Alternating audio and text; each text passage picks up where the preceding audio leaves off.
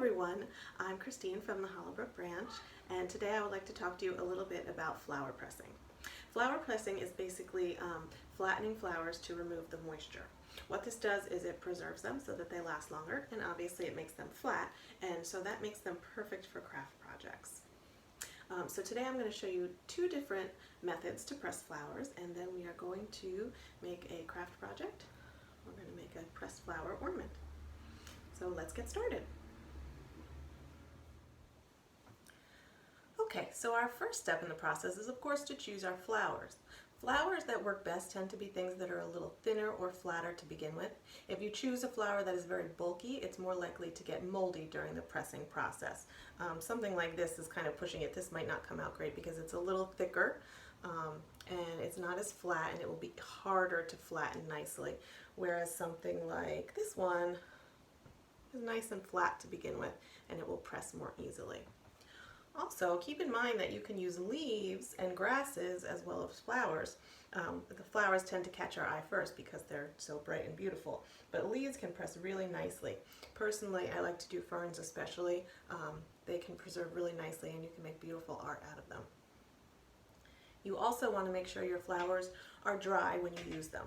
It's best to collect them on a sunny day instead of a rainy day. I also want to note that sometimes the color does change a little during the pressing process, and also once a flower is properly pressed, it's pretty well preserved. It may not last forever and it may fade a bit over time, but it should look nice for quite a while. So the first process I'm going to show you takes a little bit longer, but I think it gives the best results. What you want to do is place your flowers between two pieces of absorbent material. You can use parchment paper, tissue paper, cardboard, large coffee filters will work. What I have here is simply paper towels.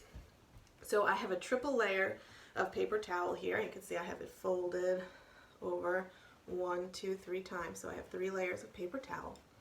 And then you want to place your flowers on the paper towel. Now, how you lay them is how they're going to look when they come out, obviously. So you want to arrange them kind of carefully. Let's see, let's just give you an example. Sometimes you will have to cut them a little bit. Something like this would be simple. You would just place it down like so. Something like this one, you might see that it lays a little bit funny and that you need to cut a little bit off the end there. Let me get my scissors. So this has like a little stem left on there that I'm just gonna snip. I don't want to go too far because I don't want to make it fall apart. Snip off.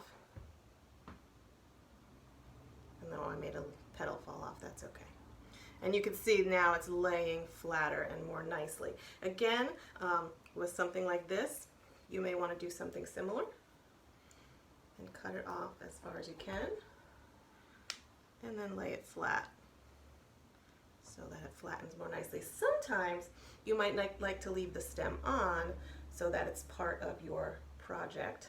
Something like this, for instance.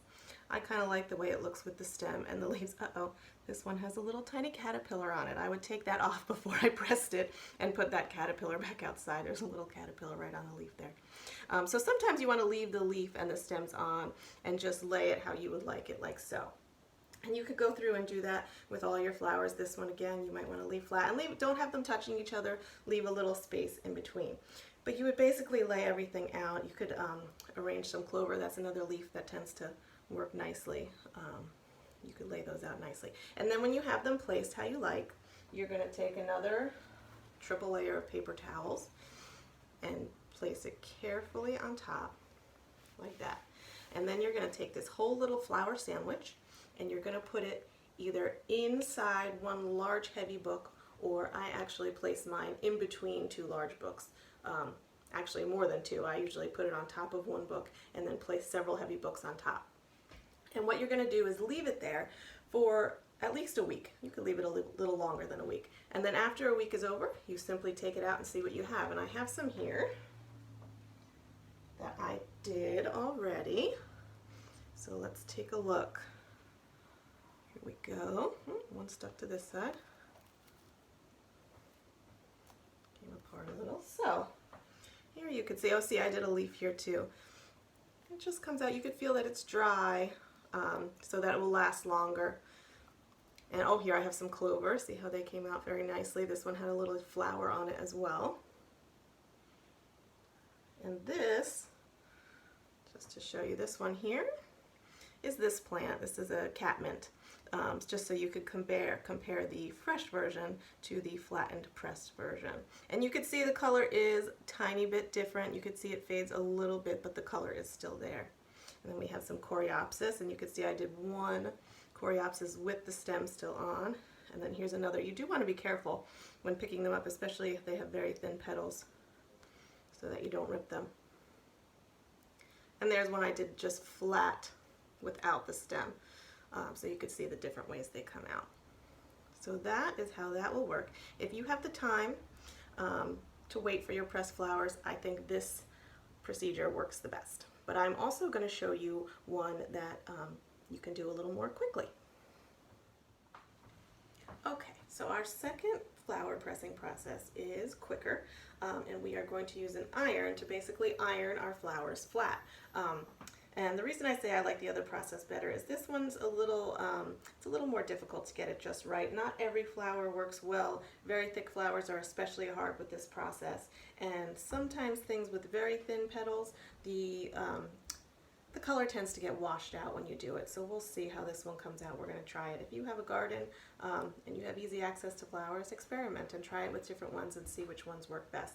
It does, I think, work well with leaves, which are pretty flat already and not too thin. This tends to be a good process for those. So all you need is an iron and some parchment paper. So you're going to place your flowers on the parchment paper, and you want to arrange them just as we did with the paper towels. However you have them is the way that they are going to come out. So arrange them how you like them, and then just like with the paper towel, we want to cover it with another piece of parchment paper, and then we are going to iron it. And you want to use a dry iron. You don't want any water in there. We're trying to get the moisture out of the plant, so that makes sense, right? So you want to use a dry iron, and you're going to put it on a medium heat. That should be fine. And then you're basically going to iron each flower. I'm going to start out at about 10-15 seconds each, and then see how they come out. So we'll do each one and see how they turn out.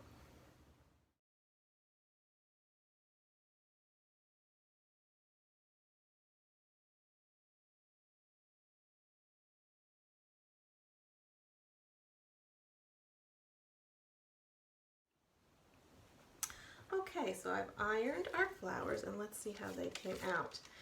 You can test them as you're going along to see how much longer you need to do, and you'll be able to tell. They'll feel pretty dry to the touch and pretty flat, so you can feel no more moisture in here. And like I said, the ferns really come out very nicely. Let's see. Now, one of the things I do like about this process is the heat sometimes releases the smell of the flowers. So right now my whole craft room smells like catmint, which is kind of nice. So this is the catmint, how that came out. The color stayed pretty well. And we can compare this one to our other catmint. You can see there's a little color difference, and I think this one looks a little bit cleaner, but this works pretty well too. Let's see, this is the one that I'm not sure if the petals were thick enough, so let's see how that came out. Yeah, not bad. This actually, I could tell it still has a little bit of moisture in it, so I would probably go over this a little bit more before I did it. I probably went over them each for about 30 seconds to a minute, but this one still feels a little damp to the touch. I think that could use a little more pressing to get all the moisture out. But I do kind of like the way you can see all the inside parts of the flower through the petals, which is kind of fun. And we have one more. Again, peel them off carefully. Ah, that one came out kind of nice. So that's our second process. Again, it's a lot faster. You'll get results quickly, but it doesn't work as well for everything. My favorite for this one is the fern. That can make a nice art project. Okay, so before we finish up today, I would like to show you one quick and easy project you can make with your pressed flowers. What I am using is a wood slice ornament. I ordered these online, and they're just thin wood slices with a hole pre-drilled in them so that you can make an ornament out of it. And I have some glue, some Mod Podge a paintbrush, and my scissors. And I have a little ribbon. Okay, so what you want to do is pick the flowers you'd like to use and arrange them on your wood slice. So this one obviously is a little bit too long. I'm going to cut off some of the excess there. I like that one. I think that looks nice there. Let's see. I think we'll add this one as well. I like the yellow and the purple together. I think I want this one underneath. So decide how you like them arranged. That's nice. So then you're going to just use a tiny dab of glue to hold them in place. You don't need much. Just a little glue. Just to hold them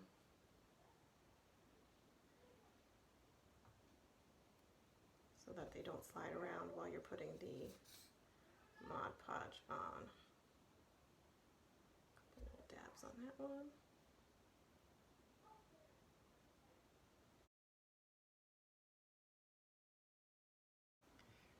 Okay, so now our flowers are in place how we'd like them, and the only thing we have left to do is paint over them with a little bit of our sealer. So I just want to put a little on a brush. Normally I would probably wait a little while and let that glue dry so they were a little more set in place, but I'm just going to hold them down and go on from here. So you want to be very gentle going over your flowers so that you don't get the petals all scrunched up. I'm going to go over the whole wood slice as opposed to just the flowers so that it looks evenly finished over the whole thing.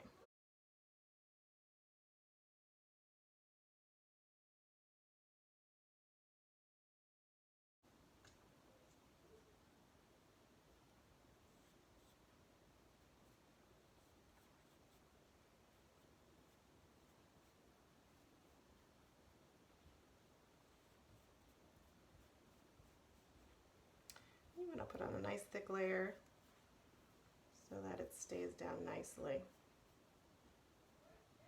Oops, see, I messed up my petals a little there. I'm going to fix them. There we go. All right.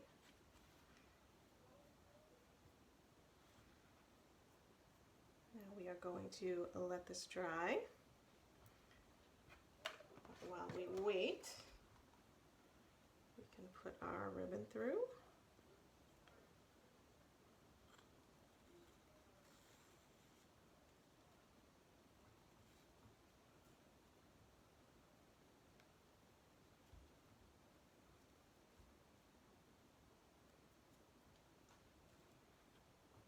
And you have an ornament. Now, as the Mod Podge is drying, you can see it a little bit, but it does dry clear.